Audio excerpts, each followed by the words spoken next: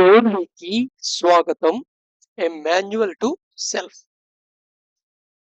సూచనలు లేదా సమాచారాన్ని అందించే స్వీయ శోధన సాధనం.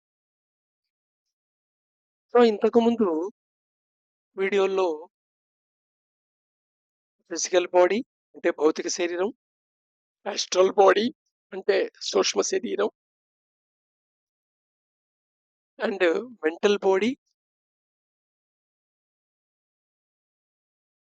అండ్ క్యాజువల్ బాడీ, కారణ శరీరం వీటి గురించి తెలుసుకున్నాం. ఇప్పుడు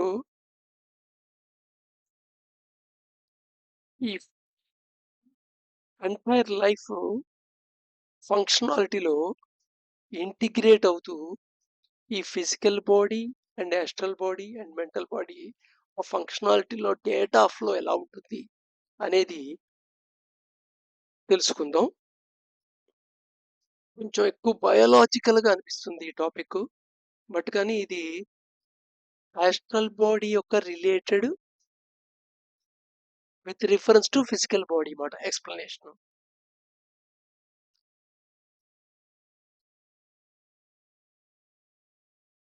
సో ఇక్కడ బొమ్మలో ఇది బ్రెయిన్, ఫిజికల్ బాడీ పార్ట్. దీంతో అసోసియేట్ అయి ఇంటిగ్రేట్ అయి ఆస్ట్రల్ బాడీ కూడా ఫంక్షన్ చేస్తుంటుంది. ఇప్పుడు మనం ఈ స్పిరిచువల్ నాలెడ్జ్ లో ఆల్రెడీ మీరు కొంత విని ఉంటారు, చక్రాలు. ఇది చాలా పాపులర్ టాపిక్. షట్ చక్రాలు, 7 చక్రాలని, అలాగే నాడులని, వీటి గురించి తెలుసుకుని ఉంటారు ఆల్రెడీ. ఇవి యాక్చువల్గా ఆస్ట్రల్ బాడీలో ఉండే పార్ట్స్, ఫిజికల్ బాడీలో ఉండే పార్ట్స్ కాదు. కానీ వీటి లొకేషను ఫిజికల్ బాడీ రిఫరెన్స్ గా చెప్తూ ఉంటారు. బట్ ఇవన్నీ ఆస్ట్రల్ బాడీలో ఉండే పార్ట్లు అనమాట. అందుకని ఫిజికల్ బాడీని ఓపెన్ చేస్తే కళ్ళ కనబడేవి కావు ఈ ఆస్ట్రల్ బాడీ పార్ట్స్ అనేవి. పరంగా ఇవి సటిల్, అందుకని సూక్ష్మ శరీరానికి సంబంధించిన భాగాలు చెప్పుకోవచ్చు. దీంట్లో ఈ బ్రెయిన్ యొక్క ఫ్రంట్ బ్రెయిన్ ఉంది కదా, ఇదేమో బ్రెయిన్ ని పైనుంచి చూస్తుంటే, ఇది లాటరల్ వ్యూ పక్క నుండి చూస్తుంటే.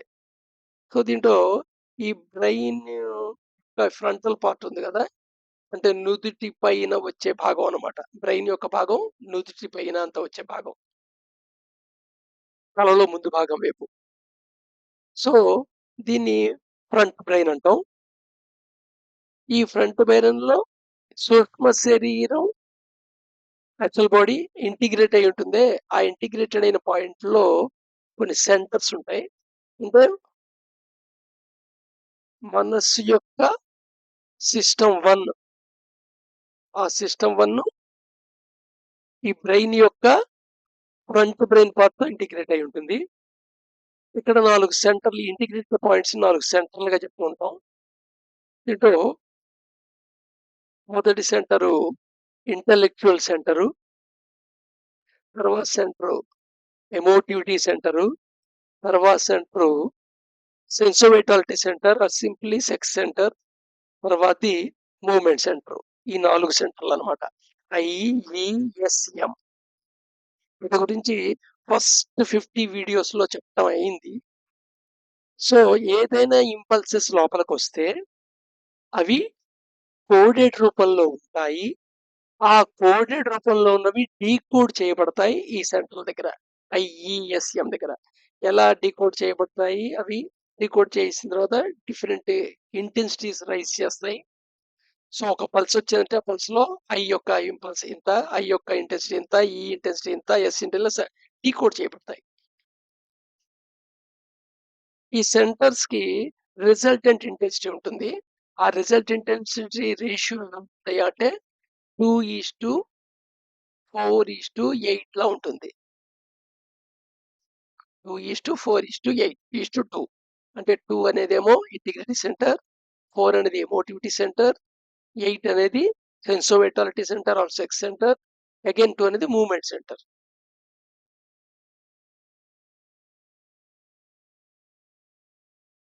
So these centers have resultant intensity ratio of 2:4:8:2. ఈ రేషియో 5:2:2:1కి సాధించడానికి చేసే ప్రయత్నమే ఈ యోగ మార్గంలో ప్రయాణం చేయటం. సో, ఫస్ట్ అల్టిమేట్ టార్గెట్ ఏమిటి అనేది ఐడియాలో ఉండాలి గదా! అందుకని చెప్తున్నాం అన్నమాట ఇది. They function as centers for normal awareness. ఈ సెంటర్‌లు ఎలా ఫంక్షన్ చేస్తుంటాయి? Centers for normal awareness. మామూలుగా మనకి అవేర్‌నెస్ ఉంటుంది గదా! So that mind, body, senses are merely aware. కాబట్టి తద్వారా ఈ బాడీ, మైండ్, సెన్సెస్ ఇవన్నీ అవేర్ అవుతాయి. వాట్ ఈస్ వాట్ అనేది. అది లాంగ్వేజ్ రూపంలో కోడిఫై చేయబడి అర్థమైతే దాన్ని మనం ఆబ్జెక్టివ్ అనే నాలెడ్జ్ అని చెప్తాం. బట్ ఆల్రెడీ మైండ్‌లో దాని గురించి తెలుసుకోవడం అనేది సబ్జెక్టివ్ ఎక్స్‌పీరియన్స్ పర్సెప్షన్ ఉందే సబ్జెక్ట్ ఎక్స్‌పీరియన్స్ ఇది అవేర్‌నెస్‌కి సంబంధించిందన్నమాట.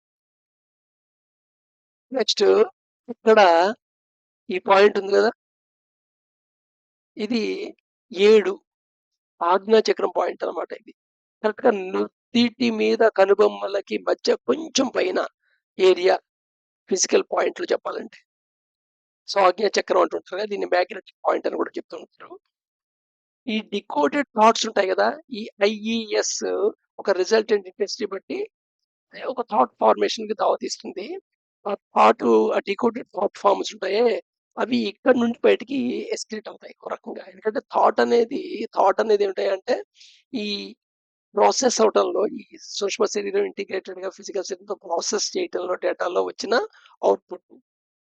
ఒక రకంగా చెప్పంటే ఎస్క్రీషన్ చేస్తుందన్నమాట. మైండ్ బయటికి పంపించేస్తుంటుంది ఈ థాట్స్‌ని. ఎలాగా? ఈ ఆజ్ఞా చక్రం పాయింట్ గుండా. ఓ రకంగా చెప్పాలంటే ఈ ప్రాసెస్‌కి ప్రాణ ఉపయోగపడుతుంది. ప్రాణ అనేది ఏదైతే ఉందో అది ఈ థాట్‌తో కంటామినేట్ అయ్యి thrown out from here as excretion of the mind. Mind చేసే ఎక్స్‌క్రీషన్ కింద లెక్కమాట. సో, డేటాలో పంపించే ఇన్ఫర్మేషన్ బయటకొచ్చింది. అలాగా నువ్వు సెన్సెస్ ద్వారా, ఇంపల్సెస్ ద్వారా అక్కడికి డేటా వచ్చినప్పుడు ఆ డేటా ఐఈఎస్ఎం ఫ్రంట్ పెయిర్ పార్ట్‌లో ప్రాసెస్ చేయబడి తర్వాత థాట్ ఫార్మ్ అవుతుంది. థాట్ ఈ ఆజ్ఞాచక్రం పాయింట్ గుండా బయటకొస్తుంది. అంటే ఒక రకంగా ప్రాణం లోపలికెళ్తోంది. అది కంటామినెంట్ అయిన తర్వాత బయటకొస్తోంది. ఎయిర్ పెట్టి లోపలికి ఫ్యాక్టరీ వినియోగిస్తోంది. ఫ్యాక్టరీ వినియోగించిన తర్వాత ఎయిర్‌లోకి air plus unwanted things, pollutants కలిపి బయటకు వదులుతోంది. అలాగనమాట. సో, నేను చెప్పానుకే ప్రతి మనిషి పొల్యూటెంట్ సెంటర్ అన్నమాట. ఏం పొల్యూటెంట్ అంటే మైండ్ పొల్యూటెంట్ సెంటర్ అన్నమాట. వాడి థాట్స్ బయటికి అలా వదిలేస్తుంటారు. Next mid brain part. Mid brain part అంటే ఇది మిడ్ బ్రెయిన్ పార్ట్. ఇది mid brain part. Mid brain not developed in stage 1, 2. ఈ మిడ్ బ్రెయిన్ ఇంకా పైన స్టేజ్‌లో ఉండదు. బట్ ఈ మిడ్ బ్రెయిన్‌లో చాలా ఇంపార్టెంట్ పాయింట్స్ ఉన్నాయి. అది P1 పాయింట్. ఇది P1 point. P1 point physical point అన్నమాట. A2 పాయింట్ ఇది యాస్ట్రల్ పాయింట్ అన్నమాట. M3 పాయింట్ ఇది మెంటల్ పాయింట్ అన్నమాట. So, physical body, astral body and mental బాడీకి సంబంధించిన పాయింట్స్ ఇవి. Joining points. సో, ఇక్కడ సీడెడ్ ఆటమ్స్ కింద ఉంటాయి. ఈ A2, M3 అని ఉన్నవే A2, M3 ఇవి డోర్మెంట్‌గా ఉంటాయి. ఫిజికల్ సీడ్ ఆటమ్స్ P1 ఉందే ట్రాన్స్మిట్స్ డీకోడెడ్ థాట్స్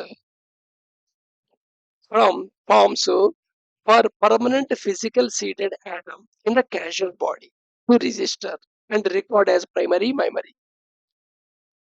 వెంటనే చదవంగానే ఏదో కన్ఫ్యూజన్ వచ్చినట్టు ఉంటుంది. బట్ క్లారిటికల్‌గా ఎక్స్‌ప్లెయిన్ చేస్తాను చూడండి. ఈ P1 సెంటర్ ఉందే ఈ సీడెడ్ ఆటమ్ ఏం చేస్తుంది అంటే ఈ డీకోడెడ్ థాట్స్ ఉన్నాయి కదా! దాని ఫార్మ్స్ అన్నిటిని పర్మనెంట్ ఫిజికల్ సీడ్ పాయింట్‌లో ఇది టెంపరరీగా ఉంది ఇక్కడ యాక్చువల్‌గా దాని ఎగ్జిస్టెన్స్. దాన్ని కొంచెం పర్మనెంట్‌గా ఎక్కువ కాలం ఉండేట్టు ఆ ఫార్మ్ కింద మార్చి ఎక్కడికి పంపిస్తాయి? క్యాజువల్ బాడీకి. క్యాజువల్ బాడీ అంటే ఎక్కడిది? మహా రీజియన్‌లో ఉంటుంది. మహా రీజియన్‌లో క్యాజువల్ బాడీ ఉంటుంది.